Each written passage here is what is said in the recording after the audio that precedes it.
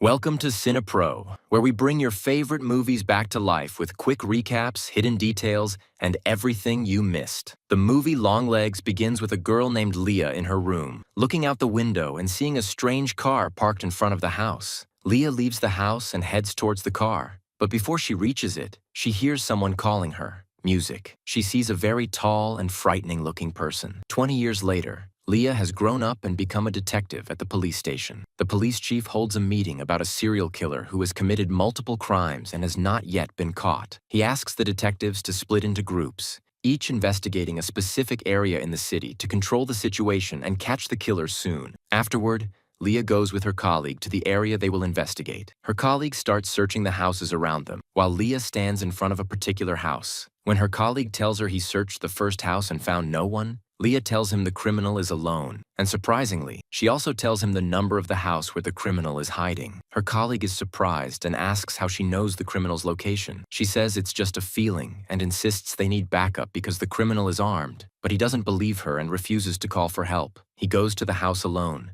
and before entering, he is shot in the head and dies. Leah then draws her gun, enters the house, and searches for the killer until she finds him sitting alone on the bed. He raises his hands and surrenders. Later, Leah is in her boss Carter's office, who is puzzled by how she knew the criminal was in the house she mentioned, even describing her as a spiritual medium. He changes the subject and informs her about a new case. An entire family was killed, and the father murdered his whole family before killing himself. Carter tells her they found a coded message at the crime scene, and the handwriting doesn't match anyone in the family. He shows her photos and explains that over the past 30 years, many family murders have occurred, with the father killing his family in each case. At every crime scene, there are similar coded messages signed by the man with long legs. Leah asks about the common factor among all the murdered families, and Carter tells her each family had a young daughter. Strangely, the latest family was killed on the 14th of the month, which is their daughter's birthday. He gives Leah the case file and asks her to work on it. Leah studies the file all day, reviewing crime scene photos and all the information until she gets tired and falls asleep in the office.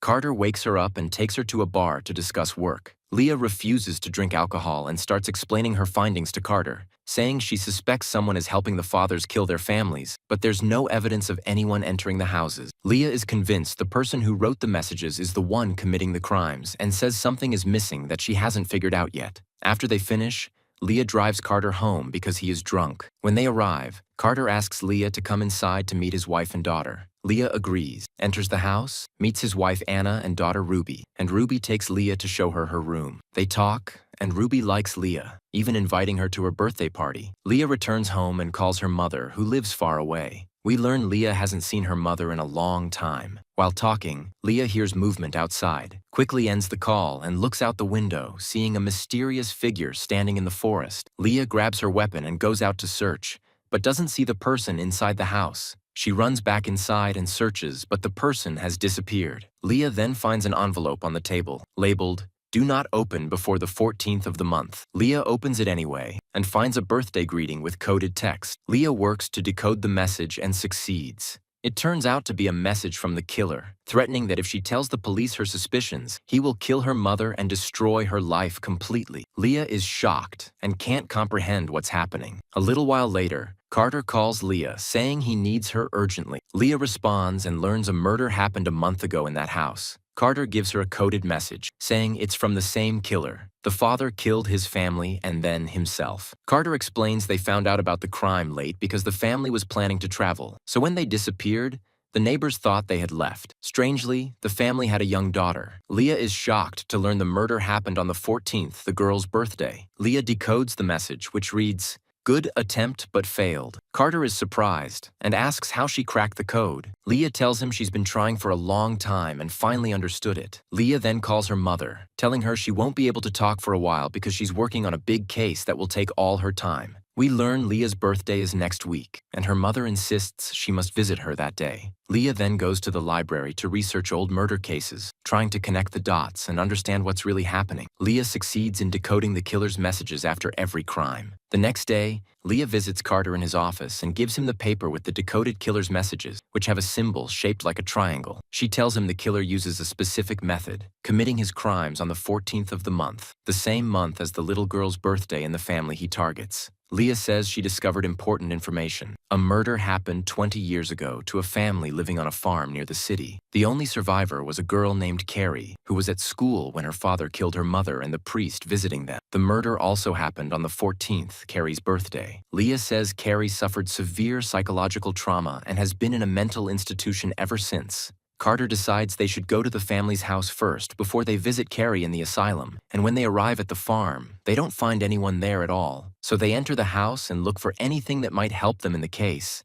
until Carter notices something under the floor of the house. He breaks the floor and finds a box with a paper on it, and there's a triangle drawn on it, the same symbol representing the killer. When Carter opens the box, he finds a doll, and suddenly the doll opens its eyes. They quickly take it to the coroner to examine it, and there the doctor says that whoever made the doll is a true artist because the doll's features are very close to human features. But strangely, the doctor tells them he found a ball inside the doll's head, and they learn the ball is empty. But when it's touched, they hear a strange sound. The doctor says that when they brought him the doll, he felt like it was calling to him. Carter is surprised by the doctor's words, but they ignore the topic and decide to go see Carrie in the psychiatric hospital. At the same time, in another part of the city, a scary-looking person appears in the market. He stands in front of the market owner's daughter and keeps making incomprehensible movements. The girl gets scared and calls her father, so the person leaves, gets in his car, and as he drives down the road, he keeps imitating the girl, screaming and calling for her father. The next day, Carter and Lee are sitting with the doctor treating Carrie and find out from him that Carrie's condition hasn't changed since she entered the asylum 20 years ago. But something very strange happened yesterday. Carrie changed completely after someone she knows visited her. Carter asks about this person and requests a description, but the doctor says he didn't see him because he wasn't there at the time of the visit. When Carter and Lee check the visitor records to find out the person's name, they're shocked to find the name is Lee. Afterwards, Lee enters and talks to Carrie, asking her what she remembers about the day of the crime. Carrie says her father was a kind and very religious man, and when she came back from school on the day of the incident, she discovered her father had killed all the farm animals. Then he killed the priest who visited him, killed her mother too, and then he died. Lee asks about the person who visited her the previous day, and Carrie says she's known him for a long time, and if he asks her to do anything, she'll do it no matter what. Lee asks her about the doll, which closely resembles her, but Carrie gets upset and says she doesn't remember it, curses, and leaves the place. When Lee returns with Carter to the police station, they talk about the killer. Carter is surprised that the killer committed the crime 20 years ago, and now, after 20 years, has appeared and targeted the only girl who survived in the family. Also,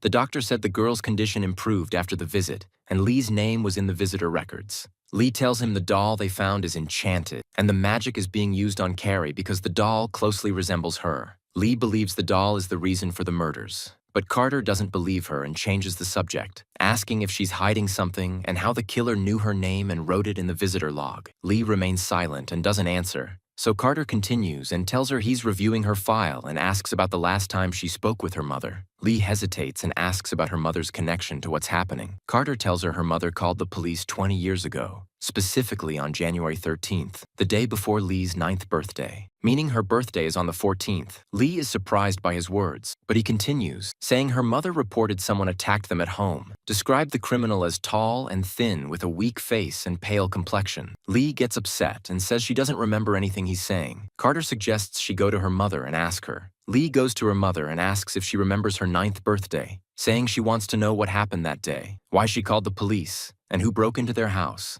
Her mother tells her it didn't happen. No one broke into the house, and such things aren't suitable for a child to know. Lee says she's grown up now and isn't a child anymore. Her mother says she grew up because he allowed her to. Lee is surprised by her mother's reply and asks who he is. Her mother asks her to go to her room to find out. Lee quickly goes to her room and starts searching through her old things, and is shocked when she finds a picture of the criminal with long legs. We go back in time to the opening scene, and it's revealed that Lee photographed the long-legged man with her camera. Her mother comes and asks who he is and what he wants from her daughter, but he doesn't answer and keeps singing incomprehensible words and making strange movements. At that moment, Lee goes to Carter and shows him the picture of the long-legged man, telling him what happened and saying he's the killer they're looking for. Carter asks if she remembers anything about the man, but she says she doesn't remember anything at all. Afterwards, the criminal is arrested, and during his interrogation, he says his name is Kabul and keeps asking for her, saying he wants to see her. When asked how he knows her, he says she's his friend's friend. He then sings for Lee's birthday. Carter's assistant is very confused and tells Carter and Lee there's no evidence proving Cobble is the killer. Lee says Cobble has a partner in his crimes, and they find out the day is the 13th of the month,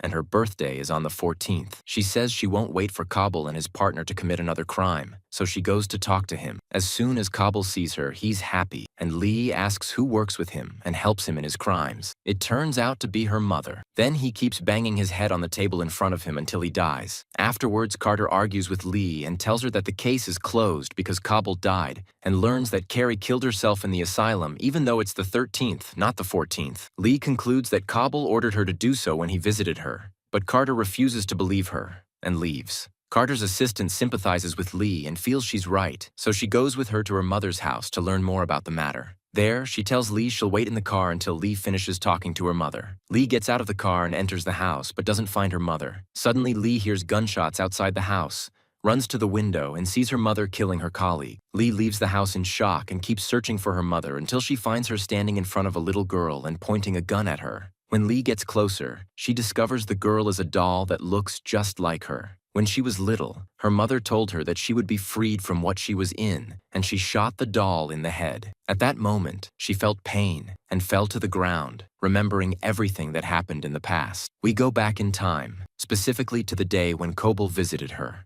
At that time, her mother entered the house and called the police, but Cobble followed her inside and wrote something, and he was about to kill her. He told her that he came to give her a birthday present, and we learn that he makes beautiful dolls that look like girls. Here, we find out that Cobble puts magic on the dolls through the balls in their heads. The mother becomes afraid of him and begs him to stay away from her daughter, telling him she will do anything he asks as long as he stays away from her. Cobble agrees and makes a deal with her mother. We see her mother going to families during the month of their daughter's birthday, telling them they have been chosen and won a doll as a gift. When the girl sees the doll, she is happy with it, but the magic inside the doll takes over the father and makes him kill his whole family and then himself. In the present, she, Leah, wakes up and finds herself sleeping in her room at her mother's house. She quickly goes to tell him what happened. There, she finds out that it is her daughter Ruby's birthday, which is on the 14th of the month. The girl enters and finds Ruby sitting next to the doll, and her mother is at home. She tells Carter that the woman sitting there is her mother and that she is Cobble's partner, who kills families. But Carter is under the influence of the magic and yells at her, telling her to be quiet. Then he takes his wife to the kitchen to cut the cake. At that moment, Leah asks her mother why she is doing this. Her mother explains that if she doesn't, they will live in hell, and she does it to protect her and keep her safe. Suddenly, Carter comes out holding a knife, and it becomes clear that he killed his wife in the kitchen. Leah becomes enraged and keeps shooting him until he dies. Her mother gets angry at what she did, pulls out a knife, and tries to kill her. But Leah shoots her in the head and she dies. Then Leah takes Ruby away from the doll, points her gun at the doll to blow its head off and free Ruby from its control, but she realizes her gun is out of bullets. Leah stands in front of the doll, looking at it defiantly. At this time, in the interrogation room, it turns out that Cobble is still alive and keeps laughing. The movie ends. If you liked the video, don't forget to like it and subscribe to the channel. See you in the next summary. Goodbye.